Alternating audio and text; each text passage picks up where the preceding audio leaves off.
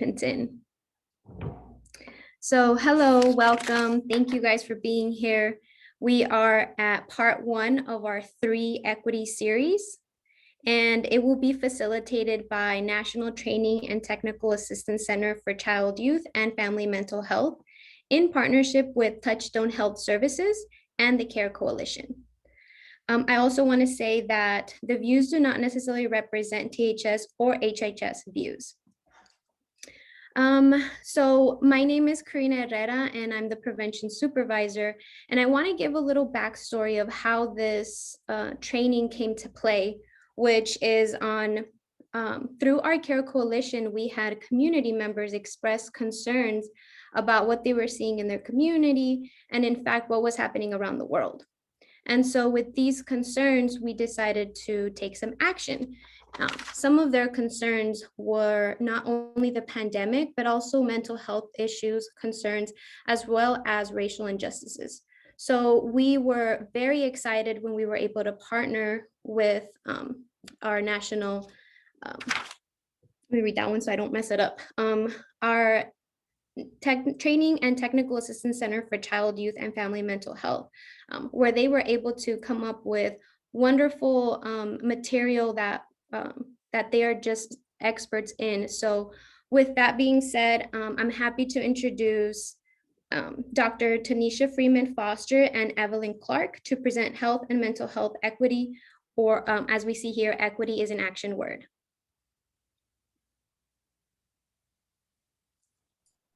Thank you so much, Karina, and thank you, Erica, for allowing us to be here today to share this information with your group.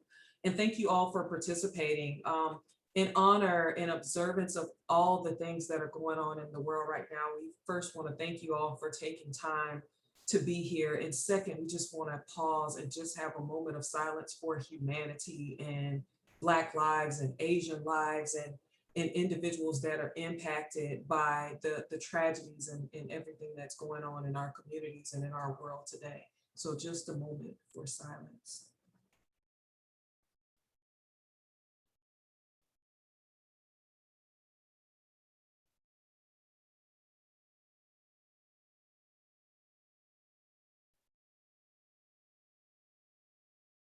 Okay, thank you all so much. So today our presentation is equity is an action word. And we thought of this because a lot of times we talk about equity and we talk about diversity and we talk about inclusion as this thing. And so what we want to highlight during our presentation today is that it requires action. And so when we think of equity, diversity, inclusion as it is and it does. So it is would be the statements that you place on your website or statements that you email out when there are tragedies or things that happen, or maybe it's a statement that is in your employee handbook. But in addition to that, we want to call awareness to the action that's required around that. So that's nice and that's great that you put a statement out and that people can have a shared vision around what that means. But the question is, what does it do? What does that look like when it's in action? How are we implementing it in our organizations? And so today, we're going to focus on that. In this session, we are trying to ensure that it's as interactive as possible. So I just want to put that out up front, that we believe that interaction is key to learning, and having open and honest and authentic discussions around these topics are also critical. And so again, my name is Dr. Tanisha Freeman Foster, and I have my colleague with me today, also Evelyn Clark, who both of us will co-facilitate this presentation today.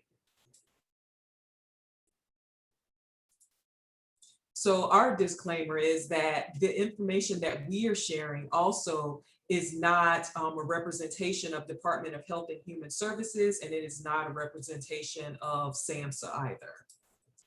So just an overview of our center. Our multidisciplinary team includes all of these partners, our partners from CARS, our partners from Georgetown University, Change Matrix, where myself and Evelyn are employed. Also, we have the University of Texas at Austin, FREDLA, we have Youth Move National, MidStar Georgetown University Hospital, and also the American Academy of Pediatrics. So our goal is that all children, youth, young adults, and families with or at risk of a serious mental health illness or a serious emotional challenge can access evidence-based treatment and recovery services in a well-coordinated system of care. And who do we serve? Individuals like you all who are sitting on our call today and participating in this webinar today. So everything from state and local agency leaders to mental health providers to peer support staff, also faith-based and non-traditional providers, those who are out in our community still doing this wellness work, but doing it in various innovative ways as well.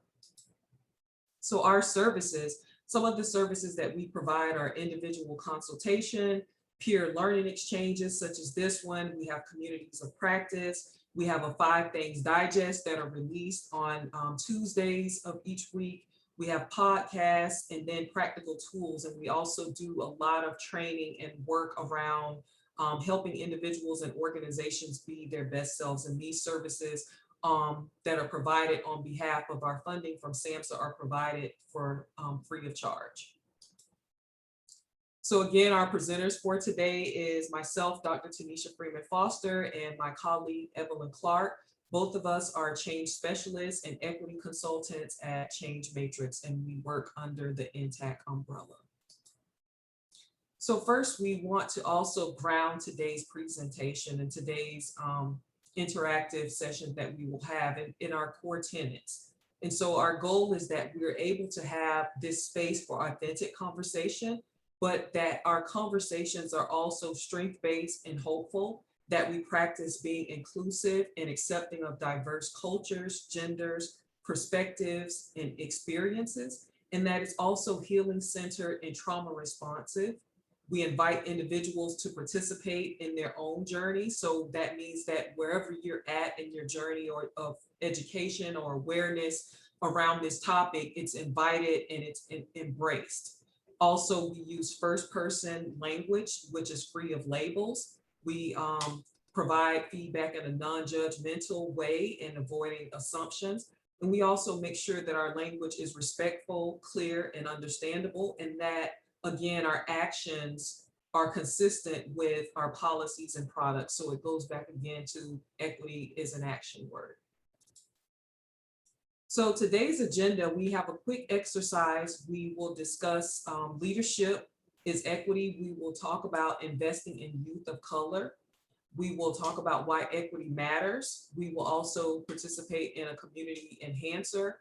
And then we will have call to action, which requires us to first increase our awareness of how we can dig deeper, how we can look beneath the surface and really get to the real issues and to the root of a lot of things that we are working on and helping young people be their best selves, and also call to action, things that we can take away after this webinar and after this presentation. So our first community enhancer, and this is similar to an icebreaker. So in the chat box, please describe equity using one of your 5 senses as a metaphor. So you can say equity looks like, equity tastes like, equity sounds like, equity smells like, or equity feels like. And so an example here is that equity sounds like an ocean of synchronized waves. And so we'll give you a few minutes to put in your thoughts. And there's no right or wrong answer. We make it fun and make it personal. So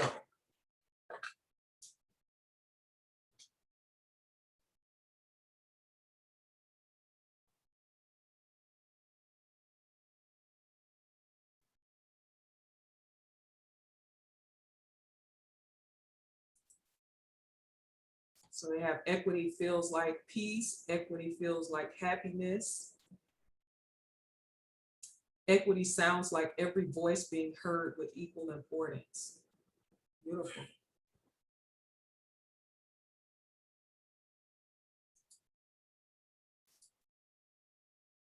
Equity feels like care. Thank you all so much for sharing this. Equity tastes like your favorite dish from your favorite person. Wow, I love that.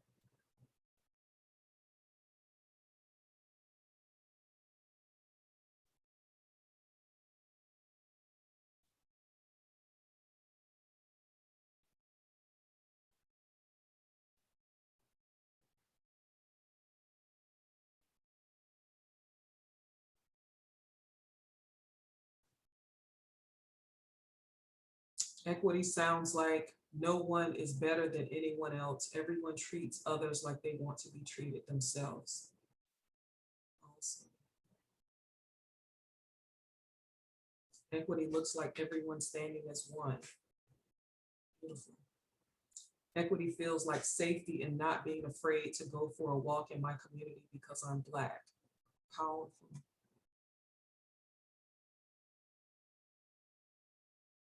Equity sounds like children laughing.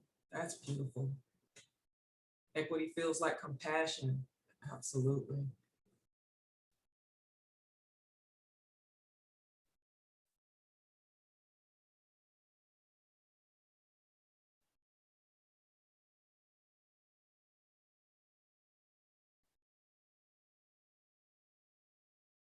Equity, wow. Equity tastes like Baskin Robbins and you want to taste all of the flavors.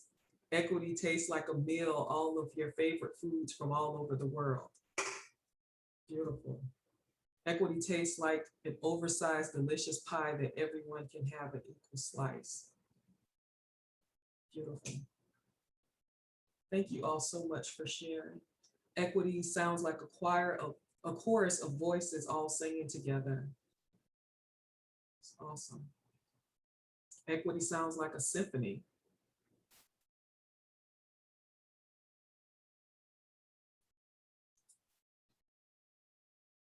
Right. I'm going to turn it over to my colleague, Evelyn, to talk about this photo.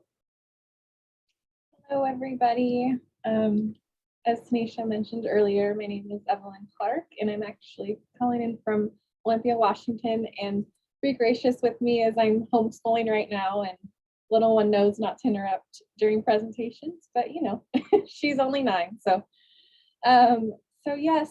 I wanted to start off with this picture to get everyone kind of thinking what we're going to be focusing on today. And so if you could just take a look and type in the chat box, you know, some words that come to your mind when you look at this picture, that would be really great. And I'll read them off and then we can dive deeper into this. So what is it that you see when you take a look at this picture?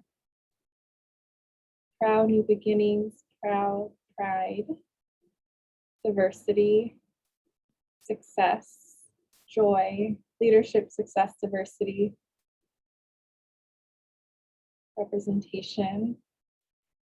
Yes. Accomplishment, the future. Yes, yes.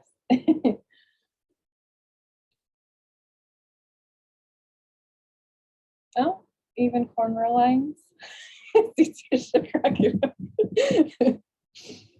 just got some good lines there, yes. Does anyone like want to take a stab at like maybe what this picture is? Like, have you seen something like this? And this is based out of Washington, so, but I'm sure, you know, in your state. Yeah, so I'll get to where all the women in a second. I promise you it's not to be not inclusive of women. But does anyone want to just kind of say like maybe a youth program for young men? Awesome. So I won't keep you guessing, and I know I get that a lot with where's the woman at?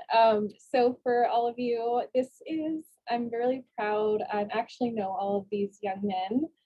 These are young men who are currently, they currently live in Washington, and they are actually incarcerated individuals.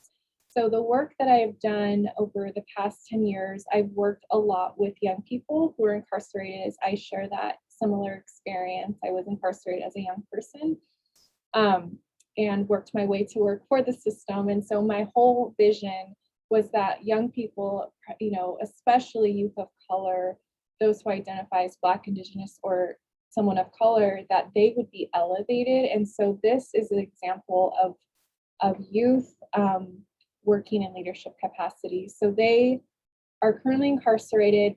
And this is actually a Senate bill signing. So what we did with a committee that I chaired at one point is we got these young people together. And the reason why they are only young men in this is because they reside at a facility that is for young men from ages 16 to 25.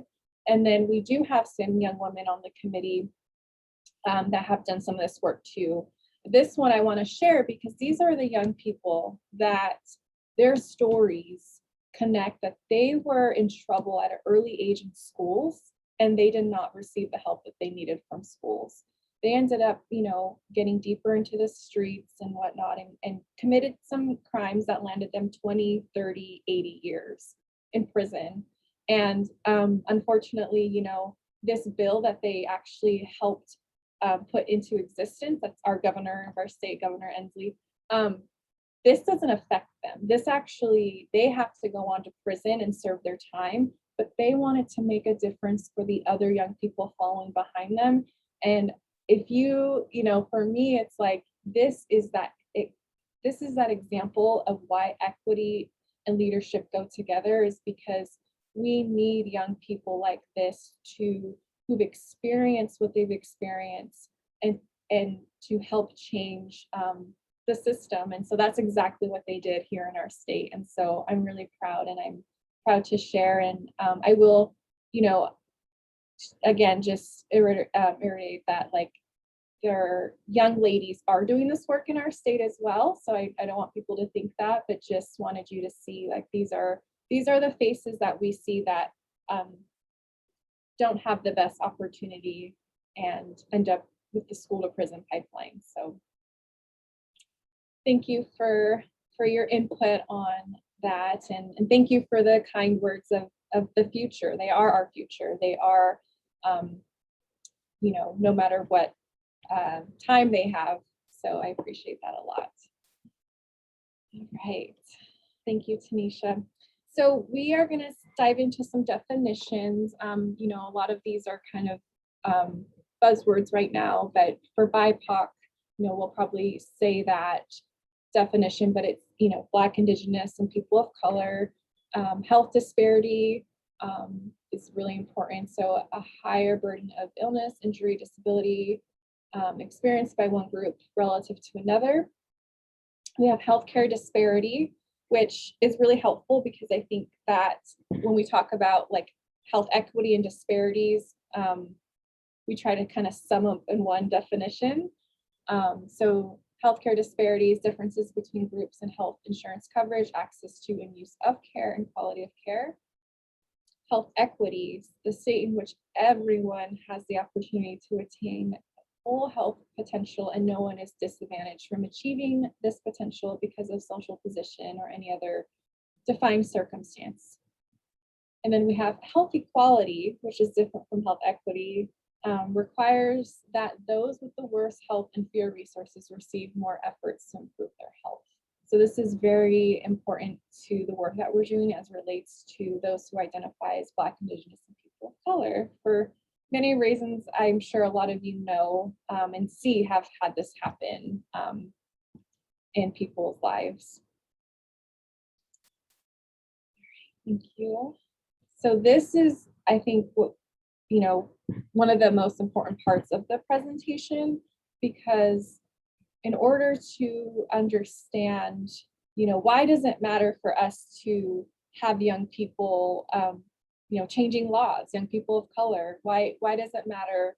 Because inequity is making us very sick, and we see that. We see that on the news just about every day, what is happening. And so, these are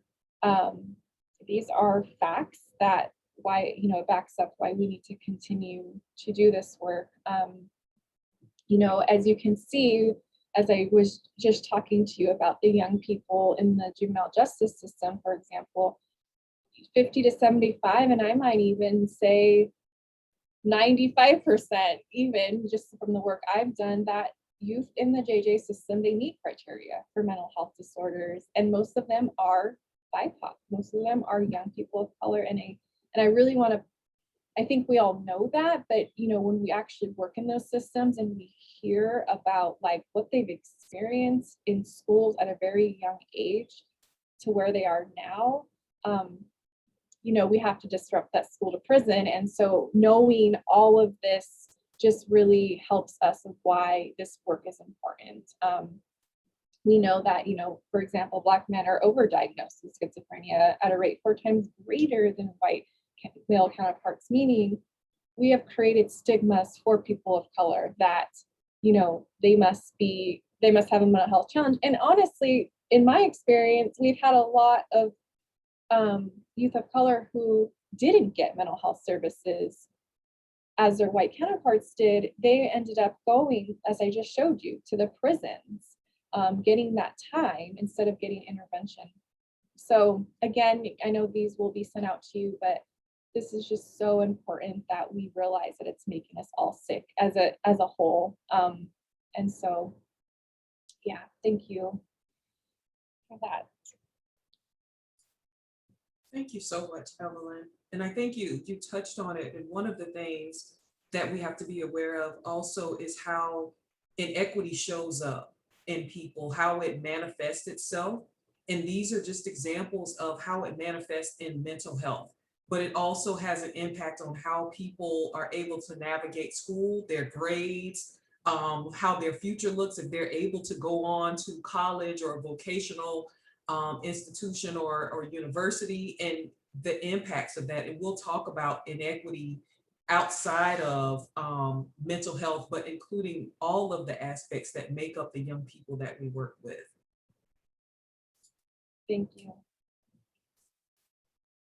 So our next activity is called Being My Best Self. And so what I'm going to ask for you all to do is to take out a piece of paper and something to write with, or if you're using your computer and you're able to pull up a blank piece of paper, please take that out and number it from 1 to 10.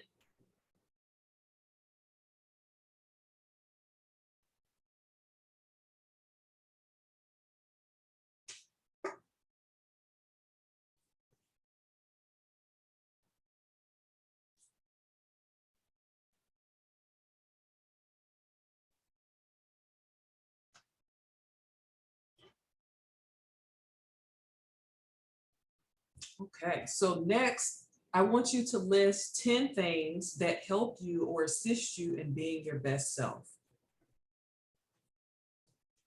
And your list can include people, places, things, food, music or art, or whatever you desire.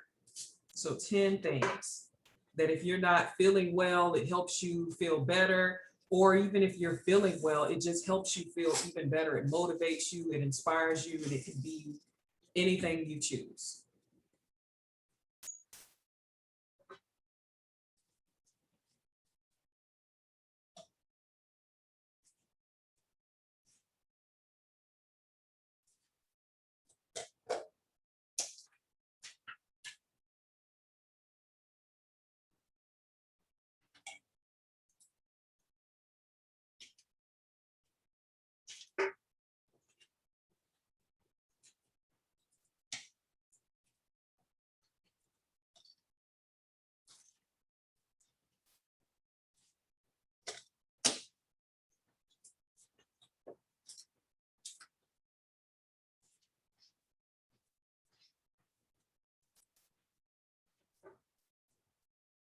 Okay, does everyone have their list together? Okay. So what I would like for you to do is take a look at your list and look at these 10 things that help you to be your best self. Now, what I would like for you to do is cross out number 1 and number 2, because those are not evidence-based practices. That is not something that has research behind it that has been proven to work.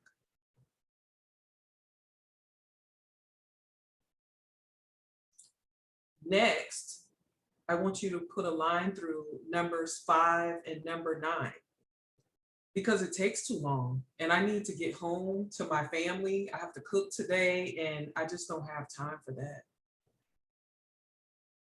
to review this with you. Next, I would like for you to cross out number 7, because that item, that normally doesn't work for people like you.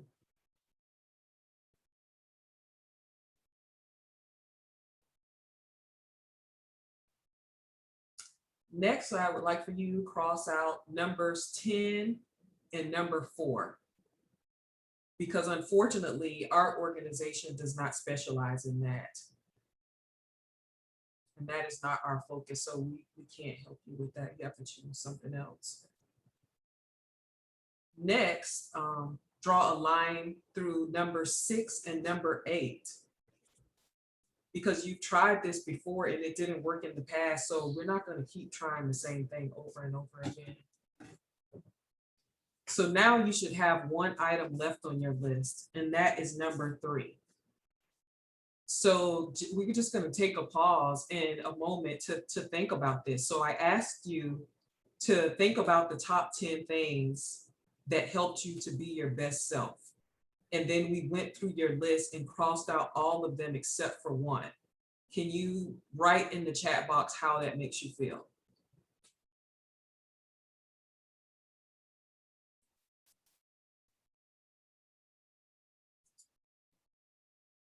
Defeated, limited, empty, discouraged, surprised, devalued, discouraged, limited, not worthy, lonely.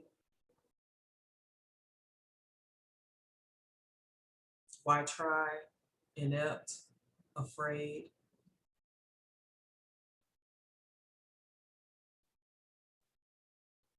Not fulfilling myself.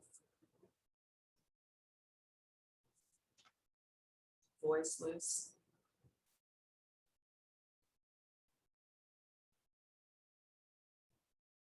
Thank you all for sharing these. Meaningless. Judged.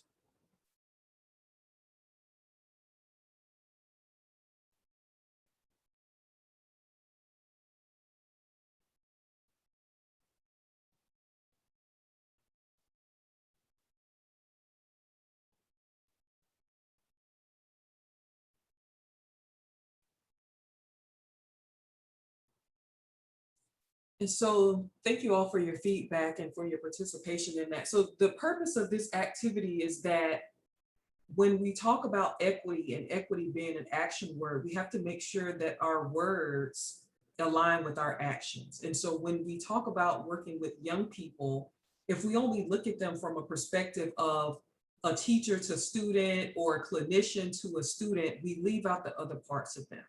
And so it's important to, just as we're working with young people and as we're working with those families, that we're not only asking them what helps them to be their best self, but we're actually helping support them in the way that they feel that they need to be helped. And so if it means that we're working with a young person who may be experiencing depression or sadness or just not feeling like they belong, and we ask them what helps them to be their best self, and they tell us basketball, and we say, sorry, we don't do that here. Like, you need to find out where you can play basketball at, because we don't do that here, but I can talk to you about your feelings.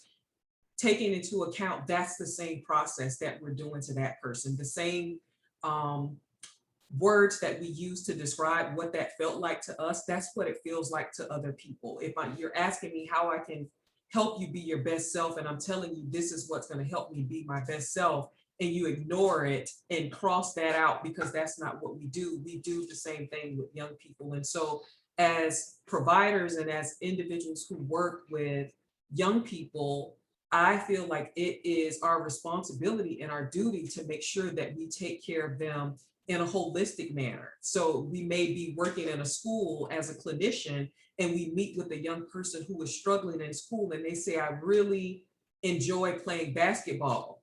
And it's not our responsibility to say, well, you know, kids like you don't really go to the NBA, so I'm not sure what that's going to do for you, so I'm not going to engage in that.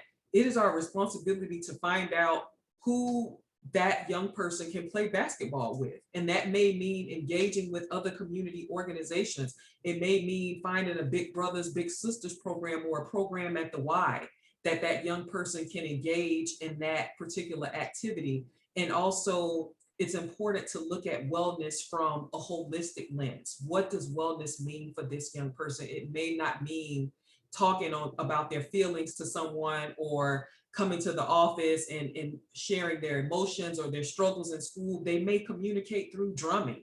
They may communicate through spoken word or through other avenues. And so it's our responsibility to find out what it is. And if that's not our expertise, that we create a warm linkage and a warm handoff to someone who does. And we maintain contact, that we just don't say, go over there, and we let them go. And then we don't know what happens, but bringing that individual or that organization to the table to say, this is our young person and they're interested in playing basketball. What activities do you have there? And also, if money is a thing, a lot of programs have discounts for families with limited incomes, and helping the family navigate through that. Even though I'm a teacher, that basketball, I may not understand it or understand how to play, but if I'm truly concerned about the well-being of this young person, and they say this is something of value, it's something that helps them express their emotions, that is my responsibility to help facilitate that.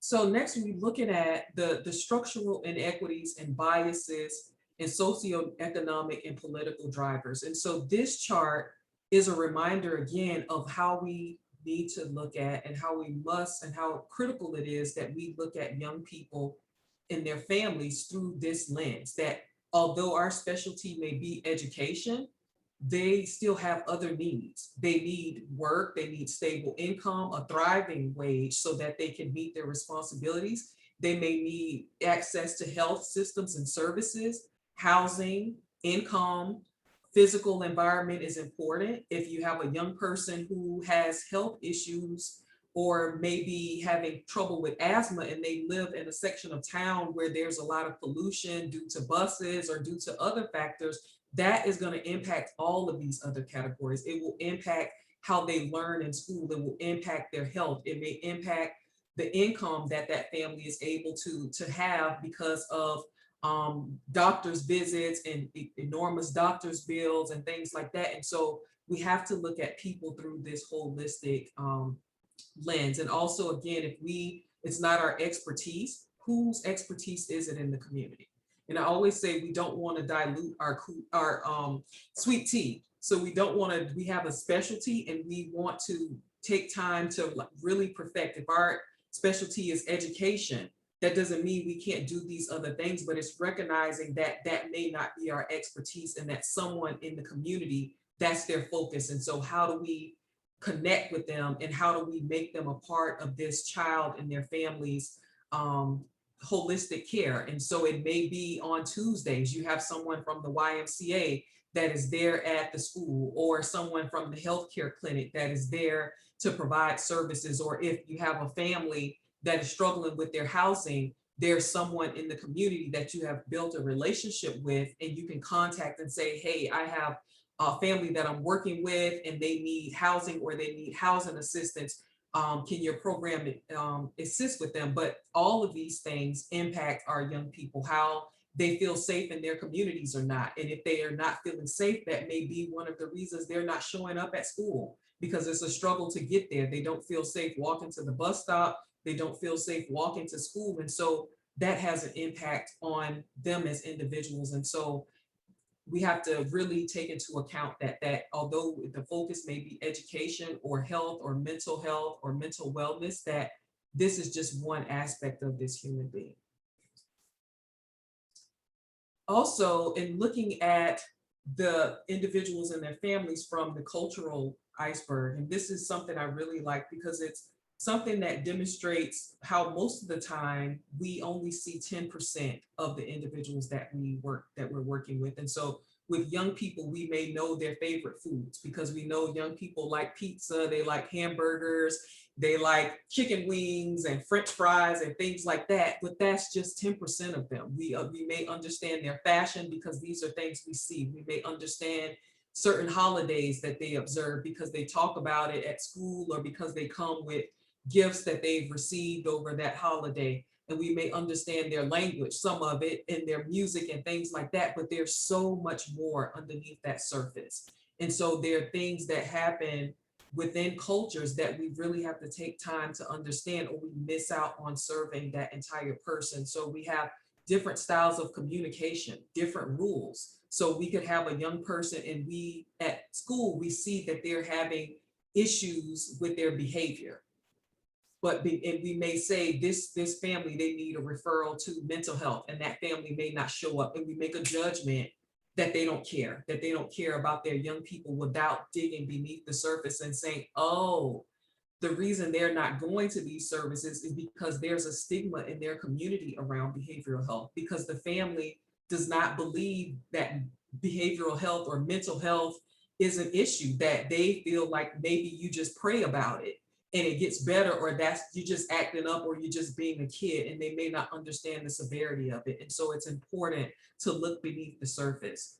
Also, with this 10% and this 90%, thinking back on the activity that we did a few slides ago, we talked about the things that help us be our best selves. And so again, you had 10 items on the list and you crossed out 9. That's your 10%. So if I took that thing and said, you're only going to use this 10%, and I'm going to judge you based on this 10%, you're only able to use this one thing on your list to help improve your health, we would all be hurting, because we would be missing a lot of the things that help make us who we are, a lot of the things that help keep us well, and a lot of the things that we can turn to when we have trouble or times to talk about, or even happy things to celebrate. All of that will be taken away. And so again, it's just driving home that cultural lens, and looking beneath the surface and taking time to dig and taking time to build those relationships so that we can learn about these things. And also understanding that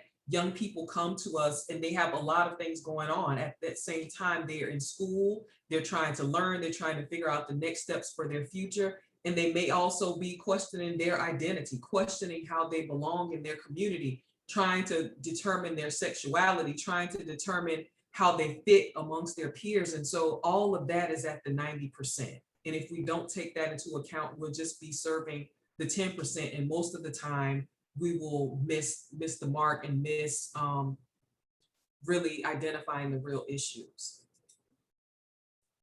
And so getting to the roots, and this is the why. This is a slide that we like to use often to find out, like, why do we make judgments against people? Why do we not look at inequity from a holistic perspective? And so this is getting to the roots of it. And so when we have thoughts about young people and their families, or why they're behaving a certain way, we have to take a step back and say, where did I get that information from?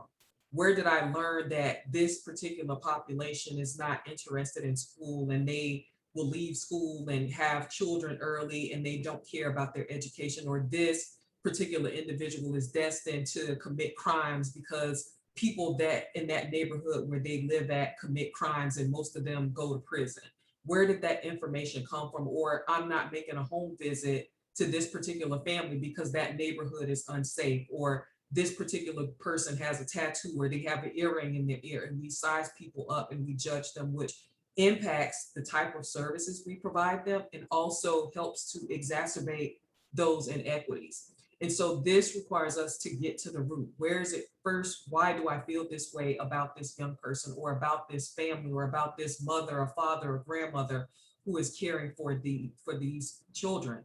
And so sometimes it's embedded in privilege, that has been the way we're raised. We don't see the other side of it. We have not had experience with people who are different from us. Also culturally conditioning, things that we've seen on TV, television shows, radio shows, video games, and so forth, that has penetrated how we think about young people that we work with and their families.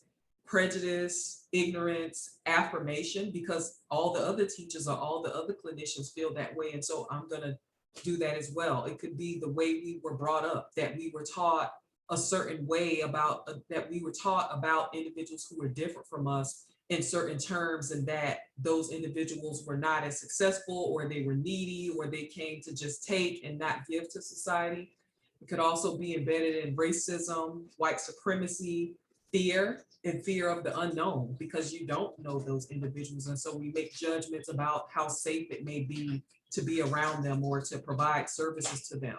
Also power, reinforcing power and dominance over certain groups. Also, sometimes we overgeneralize people. We've worked with someone in the past who looked like that, who wore a hoodie to school and they did not succeed. They ended up in jail. And so now everybody that we work with that wears a hoodie, that they're not going to do much with their life. Or maintaining the status quo. This is what happens.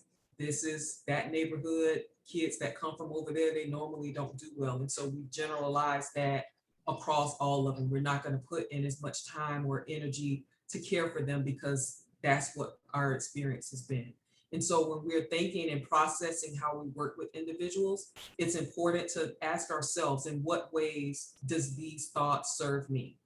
And also, where did this emotion come from? And then, am I ready to change it? Because as people, we can change. We can get to know people who are different from us and change the way we look at them and change the way we work with them.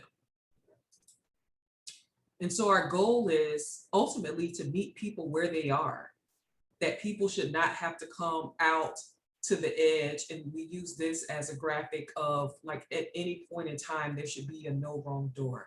So whether young people are at school or young people are at recreation or after school program, there should always be someone there to help that young person or their family. If they're struggling with housing, there should be someone there to help with housing.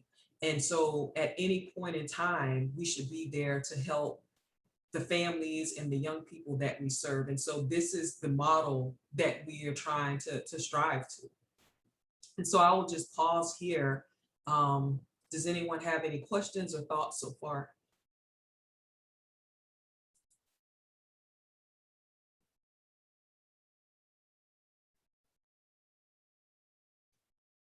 I have in the chat box, how do we approach those situations with respect to the family's culture when we are concerned for a youth's mental health?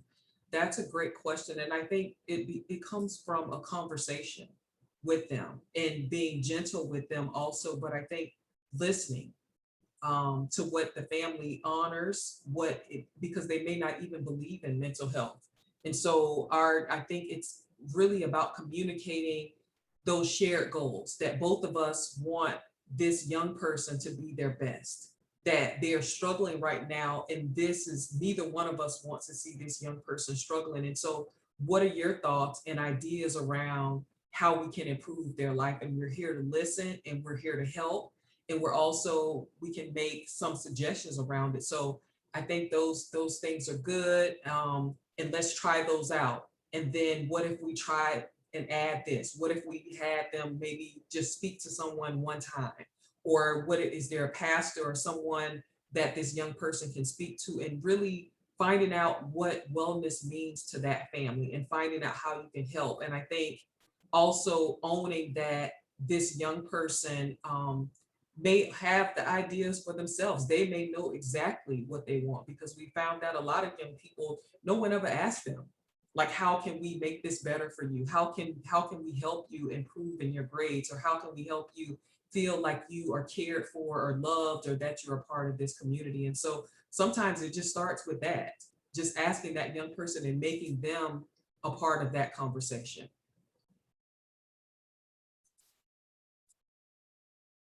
Okay, I will turn it over to Evelyn. Thank you. Yes, it's been a lot, I think, for us to pack in, but I'm excited because our next section is, where do we go from here? And as we mentioned earlier, we do these webinars and sometimes we're left feeling like there's so much heaviness from, we know what is happening, right? We see the injustice happening with the youth and the young people and families we serve. And so I'm excited because, we're going to be diving into a call to action. So hopefully everybody's ready for that. But it's a journey. And, even myself, who I identify as a woman of color, it's a journey for myself as well as I work in the field. And I'm sure some of you can relate to that as well. All right. So this is similar to the iceberg, but this is how we do the work. I think sometimes again we sit on these webinars and we get information, but it's like how do we do racial justice work? How do we do EDI work? And we have to dig deeper. We have to, if you could see, I love this this visual because it starts off with the medical model that we're all so used to. And then it's like, has its little shovel there. And it's like, well, if you really want to dig deeper and do the work, you have to get to exactly what we've covered, the inequality that's happening in different communities, the injustice, just everything that's happening. Why, we understand why people of color, primarily Black people, don't want anything to do with systems or counseling or whatever it is, because look at what they have to go through every day, have to worry about, am I going to be the next victim of police brutality? So that plays a huge part, the racism on what is going on with that young person and their family, trauma and, sexism, poverty, all of these things that, it's like, if you don't, again, if we have certain privileges and we don't know what it's like to experience these things, yeah, we're not going to get it, but we can dig deeper and try to understand for the best outcomes for who we're serving.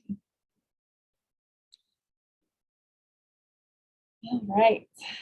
So this is one of my super passions is leadership is equity. And again, just starting out with that picture of with the young men, the work that I've dedicated to youth in the state of Washington and now nationally, especially youth of color or those who identify as Black and Indigenous, is getting them involved in leadership. If we even see our workforce and we see that we need more diversity, more people that the young people can relate to, we know that these things are going to build them up to do this work. And I'm super excited about it. One thing is, like, I remember getting questioned when I first helped develop this youth committee with incarcerated individuals, and there was all these safety concerns. What if this happens? Or what if the victims find out they're now on this governor's board? But it's like, you know what, like, these are young people who are victims of trauma themselves. And so why not, have them in these capacities? So I just have some examples here. And I'm not sure if the handouts were sent out, but we do have those. But just to really think about what are we doing to connect these young people to opportunity. And so there's different ways here that I've listed that I think it's super important. We have those who know any young people who had juvenile justice involvement, state advisory groups. That's where I really got my start in working with young people in the juvenile justice field. Contact city officials, really talk to your team about what youth voice and youth choice really means. And understanding that in certain cultures that may not be how they do things. So, just kind of, again, just understanding who you're working with.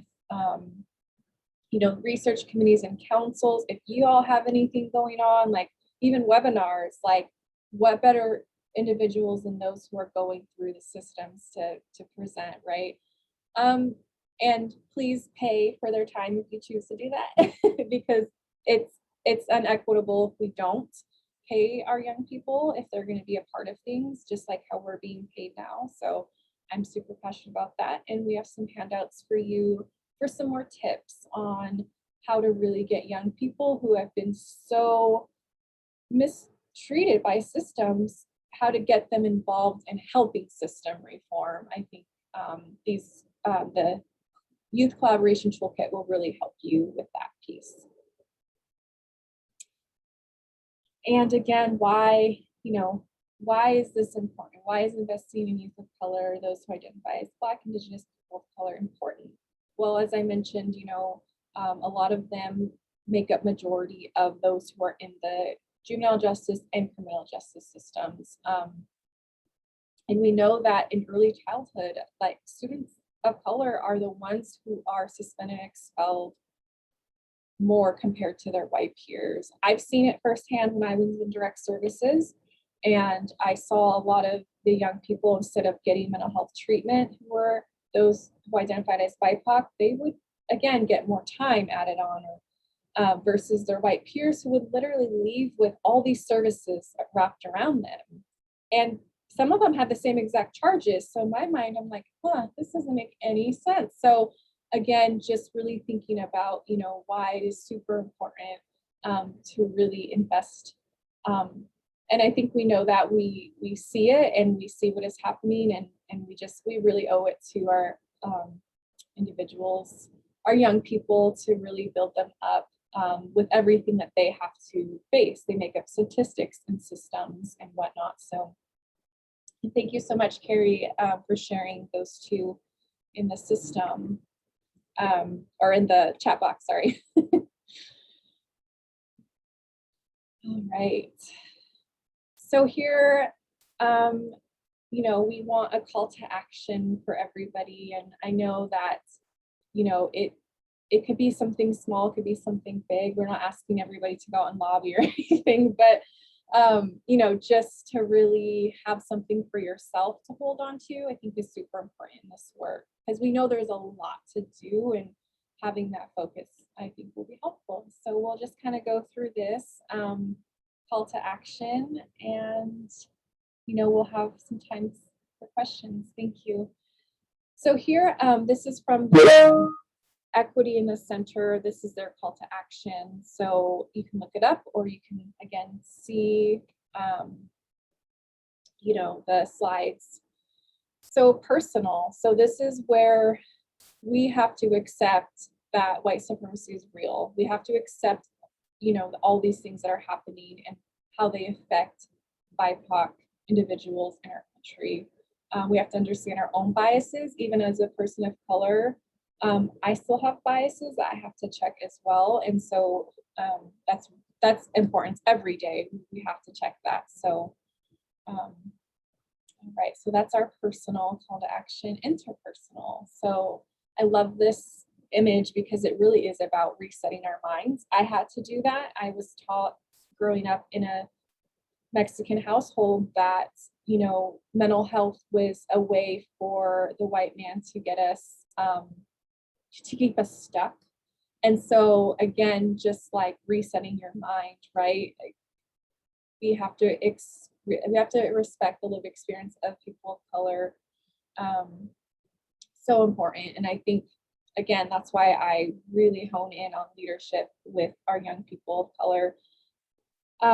Acknowledge the impact of race-based power differentials within organizations. And we know that this is something that is hard for a lot of organizations out there who are saying we want to do the equity work. However, we know that the leadership at the top may be, all white. And so we have to really think about like how we're going to reset our mind and be interpersonal about our call to action. Institutional. So again, this is, committing to understand and speaking publicly on principles of race equity. I know that can be very vulnerable, especially if you are a person of color, but especially if you're not, because as a person of color, sometimes, and I've had this experience myself in my previous role at the state, I felt like I was alone in my fight. I felt like I was the only one trying to talk about, DEI and equity work, all this stuff. And it felt very lonely at times. And so, but find somebody, that a mentor, somebody that you can talk with, because you'll need that for sure. And on the other side of that, I think sometimes maybe the dominant culture feels maybe like they don't have anything to say because they don't want to offend. But, there's so many different resources on how to be anti-racist and allies as well. So if you need those, just let us know. And again, engaging staff and communities of color to inform governance, decision-making, and processes. And this is something that I really have seen the power in, because the work I have done, I've seen the community of colors be able to give their voice. And I think it's going to take a while for systems to really implement it because of what systems have been built on, but I think we're getting there. So, all right. So structural, so just be accountable at dismantling and interrupting things like white supremacy. And remember, even if you want a deeper understanding of what that is, please reach out. We have resources on that. But again, what that looks like, I could give an example. I'm sure a lot of people have that as well, but just really making sure that we see the power to people of color within organizations. I think, again, you hear a lot about organizations really want to do better. They want more diversity, more equity, and really diversity might be there. It's just, are they being inclusive? Are they, being inclusive of people of color? Are they also in leadership positions, just like, their white counterparts? So really thinking about those things as well.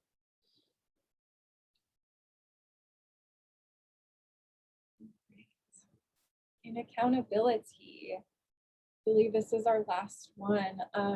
So just making sure that, we complete our own internal work. And like I said, we're human and we all have it. I myself have to check my own stuff each and every day. I do this work, even when I'm not on the clock. So just think about that. This is an everyday thing in what we do. Don't put the burden exclusively on people you perceive to be more conscious. So usually people of color, I think assume that just because we are, like, we should be out there talking about all this, and it may not be. Like, I can't speak for all Mexican Americans in the US. Like, I'm from my own family and our culture is different from other. And so again, just remembering that, like, it's not all people of color to explain the system, because that is also very, if we experience racism ourselves or discrimination or whatever, it's very taxing on our own emotional health. So yeah, and just again, hold yourself and commit to doing the work. And you don't have to follow everything on here, but I think this is a good start to look at and to really think about how we do the work. And that really is a call to action, all of the things. And we end with accountability, because that's really what this work is about.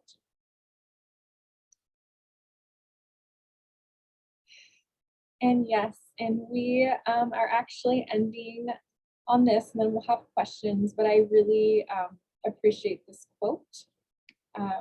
It is, honestly, I've seen this happen. I've seen this play out in the work I've done, that, the youth are not failing systems, that the system is really the ones failing our youth, that, the very youth who are being treated the worst are the young people who are going to lead us out of this nightmare. And again, I can attest to this over and over. The young people I've worked with, I have seen them change laws. Like, I have seen them, be on national committees while being incarcerated, or while being, receiving behavioral services or whatever it is.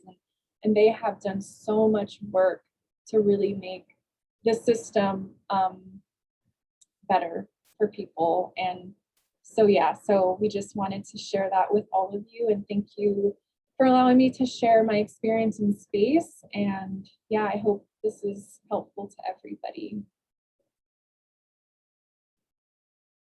All right, so now we have questions, and I'm not sure how much time we have for questions. We have time. Thank you, Evelyn, for that. So what we will ask, I will stop doing screen share so we can see everyone's faces. So we will open it up for questions. And you can unmute yourself as well.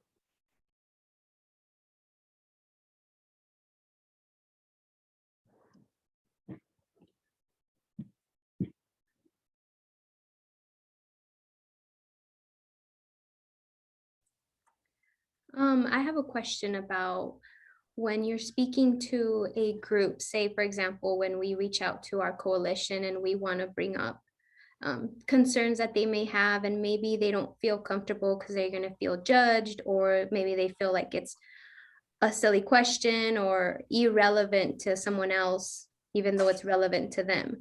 How do you provide a safe space for them to feel comfortable and for them to even be vulnerable to ask a question that again, may feel like is irrelevant to everyone else, but to them, it's really important. Mhm. That's a great question, Karina. And I think it goes back to the point of that these conversations are, we call them bold conversations, we call them courageous conversations, we call them uncomfortable conversations, in that we have to foster relationships with people. And so there's things that I have done in the past to build up to that. So when we have a group that people don't feel comfortable talking, is finding other ways that people can share. And so that may mean sometimes we have to be the person that presents the questions, but giving opportunities for people to share. So it may be I've created like a Survey Monkey that became like a depository for questions. And so everyone got the link and we create it and it stays the same. And so it's an open Survey Monkey. So if we meet on a monthly basis or a quarterly basis, like the day before that meeting, I will go into that box and pull out those questions and then bring them up as general conversations that don't include people's names. That's a way. I've also had surveys where people could provide their feedback. And in those surveys, I made sure that there was an anonymous, that on SurveyMonkey, there's a way to check a box so that the survey can be anonymous. So it doesn't track people's IP addresses, and letting them know that. And they're like, okay, this is good.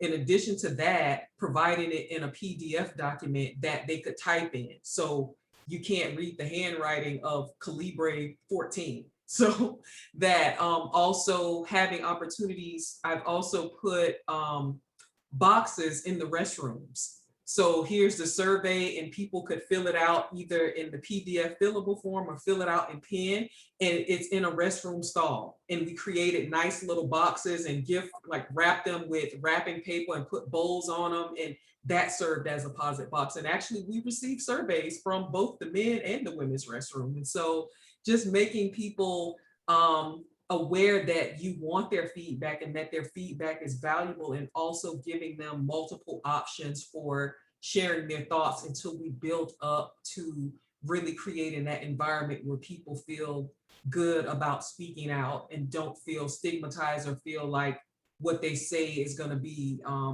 they're going to feel stupid or something like that. So it's really about just finding creative ways, incognito surveys, Survey Monkey, physical survey drop boxes, and restrooms and the break rooms and places where people can just go and sneak in and put it in there and no one knows that they did that. And so those are creative ways. Thank you. You're welcome. I also had a following up question, more specifically with youth. How do you navigate, Evelyn, you've shared that you worked a lot with youth. Sometimes in our meetings too, our youth leadership meetings, we find that they get either nervous or they feel shy, that they don't really want to talk, or sometimes they can't relate to if we're asking them like, do you ever, have you felt anything after the pandemic? And maybe they're like, no, but I'm scared to say no because, or I don't know. Maybe I haven't, I don't know how to explain it. So how do you positively encourage that conversation with youth? Yeah, and that just so for reference to that youth collaboration toolkit, I was interviewed. It's my previous last name, Maddox, but it was interviewed and it actually talks about just little tips to engage young people. So I'll just quickly share that what really helped me and the young people I was working with was getting somebody who also had lived experience. So for example, I shared earlier, like I have lived experience as a certified peer counselor, and I had lived experience in the juvenile justice system. So I was able to, make that connection with them on that level and build that trust that I am another individual basically that's now working in the system and hired to work in the system for my lived experience. And so that really did help to like make them feel more comfortable, or not make them, sorry, I don't like to use those words, but like empower them to speak up and to speak their truth with power, and to do it in a way where they're not, blaming or shaming people or systems, but they're speaking truth in how the system did bring more trauma to them, or how, you know, say they were in school and they were kicked out at age 5 or 6, you know, how that made them feel. So yeah, it's just getting people they can relate to, you know, or people that look like them too, that make them feel comfortable, that can share that space with them. And what's really cool about that toolkit that I'll say real quick is that young people were also interviewed, and so they get their sharing in that too, what helps them. And so that will be, you know, because a lot of them, I had the advantage of a lot of the young people knew me in my previous role. So when I became a state worker for this council, you know, they made their little jokes about, oh, now she's a state person, I don't know if we can trust her. But you know, they like, that's another thing though, it's real. Like I would get questions all the time, like, how did you get these young people to engage on this governor's council? And they're so like anti-system. And it's like, well, and again, it's just having that person that can either relate to them, so has that lived experience, or that looks like them, right? That can make them feel comfortable. So I would say that. And Tanisha, if you had anything to, I know that you have experience with that as well. I think you have great suggestions with that, Evelyn. I would add that giving young people questions ahead of time, I found to be effective. Like, what are we going to ask them? Because I found that sometimes people are like, just bring them and then we'll ask them. That is the most intimidating thing you could do to a young person, to go into a room full of adults in positions of power and you just sit there and you have an agenda, but you don't know what they're going to ask you. And so if we know upfront what they're going to ask, then we can prepare that young person so they at least have a chance to read over it and think about how they're going to respond. And also making sure that we invite more than one young person, more than two, because no one wants to be the only one or the token of like, hey, ask Sarah over there. She knows, she works with the young people, and it's that thing. I would also say we would have pre-groups where we have a young person who would work with the adults. And so we start to formulate questions. And so like that question that you said, Karina, about like the impact of COVID in the pandemic, we would ask what we meant. Like, so we want to know if there are any effects from COVID, like have people been adversely affected, or have they found that this was actually kind of work beneficial in their favor because of COVID. And so we would tell that to the young person who was working with them, and they would take that back and they would put it in young person language. And they're like, oh, so you mean, are we about that life? And he's like, yeah, that's it right there. And so that thing too of like language and understanding how different people speak and what that means. And for a lot of young people, when you say like, how has the pandemic impacted you? They're like, what are you talking about? Because I've been living in a pandemic. Like every day as a person of color going out into the community, wondering if I'm going to be shot or killed or bullied or whatever, that is a pandemic. So which one are you talking about? And so that thing of involving young people and having them at the table, but also trying to share the questions early on and allowing them to have a conversation with you around what are you trying to ask and what are you trying to get at, and letting them tailor it to their language and coming back with a response, I think it worked much better, because the things that we asked and the way they interpret it is not the same. But when we talked it out, and oh, you mean this, and yeah, that's what we mean. And so when they can personalize it and understand what we mean in a conversation prior to the meeting, it helps greatly. Thank you for that. You're welcome. And I seen that someone put also including questions in a way that gives permission. Absolutely. And someone spoke about it can be difficult when you're the only Black staff who is a social worker and you can see the reservation of the families receiving your help and support.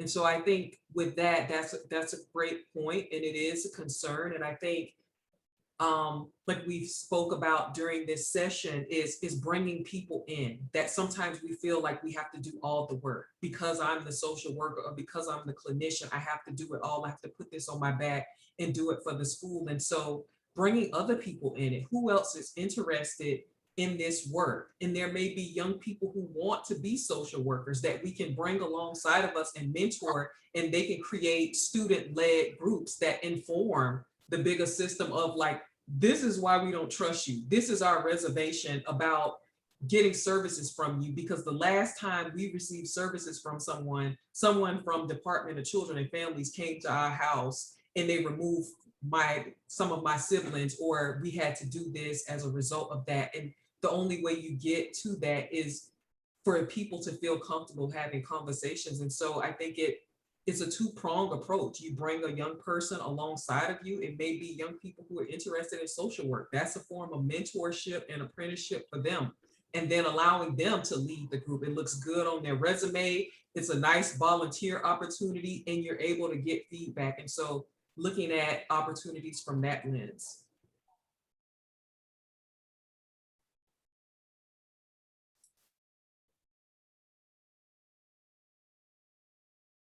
Any other thoughts or questions? This is your time, so we're here to assist. So. And if I could just add real quick, a shameless plug, but in July, myself and a young person who I actually was their peer counselor for while he was incarcerated are going to present on working with young people in the juvenile justice system as in a leadership capacity. And it's, so, you know, we can send that out to people who are interested to National under NTAC. Because again, you'll hear from that person firsthand, and it's really powerful because now this young person is actually doing the work I was doing in the community. And now he's actually leading some pretty phenomenal like efforts that are really radical movements in our state. So it's really exciting. And anyway, just wanted to, you know, I know that's kind of months away, but it is something to like, you know, it goes along with what we're talking about and how we did it and the proof, right? And anyway, so just wanted to share that real quick. That's awesome. Also, I will ask Carrie if you can also send out our last 5 things digest that talks about creating and fostering organizations with equity and anti-racism. It has a lot of steps on how to do this work. So from having tips on how to talk to people in your organization that are not on board with the importance of this work, to like funding and how do you create equity if you don't have a budget for it. And it talks about evaluation also. It goes along with accountability that Evelyn referred to, that it's one thing to say that we're going to do this work, but how are we holding ourselves accountable? And how are we allowing young people and their families and our communities to say, no, you said you were going to do this and it's not looking like that. Like, how can we help make it better? How can we improve? But someone in some communities to hold our feet to the fire and say, this is not what you said you were going to do. And being open to this, to hearing it, because if we say we're going to do the work and we don't do it, we can't be upset and angry when people call us out on it.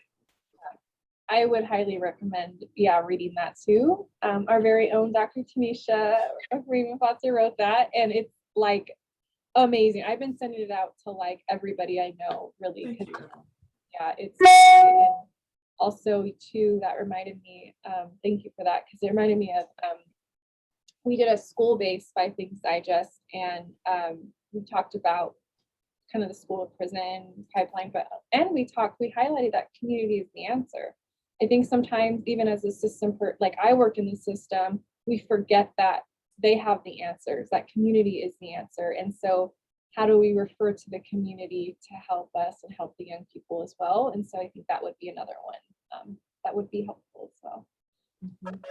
That's awesome. And I think you bring up a good point too, Evelyn, is that a lot of times the things that we are struggling with are things that the community is working on. And sometimes we don't know. We have a certain group of young people who may not be excelling in certain classes. And there may be already a group in the community who is focused on young people who are struggling with math, or they have math tutoring sessions. And so again, it's about that. And I think also speaking to the poem that Evelyn shared about going to the community with the notion of that not these kids are failing in school, but that the school is failing these kids in these areas, and we are coming into the community to find out how you can help, and we need your help with this. Is there someone who you can connect us to, or something that's already going on that we can connect these young people with? Because if we come from the stance of these young people are failing in school, then it's met with defensiveness, because we're not taking ownership that it is our responsibility to ensure these kids have the best outcomes, and that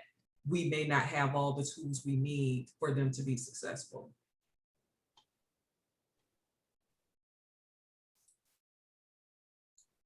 Any other questions? Thank you, Carrie, for sending those out. Yes, thank you.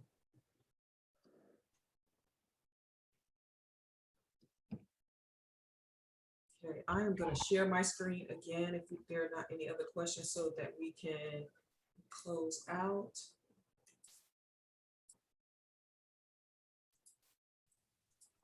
I just want to Tracy, say, go ahead.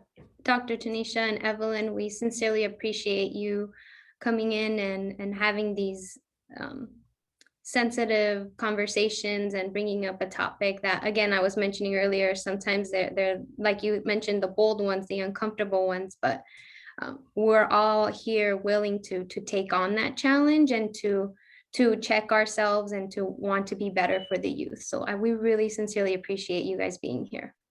Awesome. Thank you all for the opportunity. And just, I mean, remembering too that the bold and uncomfortable conversations are needed for us to move forward, and that they're needed for us to grow. And when we don't talk about it, we stagnate and prevent our growth. That people need to hear, like, what you're doing. I know you are well intentioned, but this is hurting young people. And even if it's people of color, that we have become sometimes cultural conditioned to things that we hear, things that we see, and we may too be causing harm. And so we need to create that system where we can have open conversations with each other around, hey, our shared goal is to ensure that these young people are their best. And these things that we are doing well. These things are counterproductive, and it's hurting young people. And so we need to have space, and we need to have areas where we can have like conversations around that. And sometimes it is uncomfortable, but it's necessary. And that's the way we grow. Okay. So thank you all again for attending our session today. And we have a link to our survey here. If you could please complete that. And this is important because it allows us to learn what things we did well today, what areas we can improve in. And it's also a key component of our funding, and allows us to continue to provide these trainings at no cost. And this is our contact information. So if you have any questions or concerns for us that you would like to share, we have our email address, a phone number, and our website, and also our flyer. And we also offer free technical assistance services as a part of our technical assistance center. So if you have a need for those services, for someone to come in and to help you create an equity committee or equity group with their young people, or whatever you desire someone to come in and speak with your staff, we're here to help, and we're here to provide resources and be able to, I think, do that virtually. So that allows us to be flexible and reach various areas at this moment. So please feel free to reach out to us. Right. So thank you all again for your time today. And does anyone have any other questions before we close out?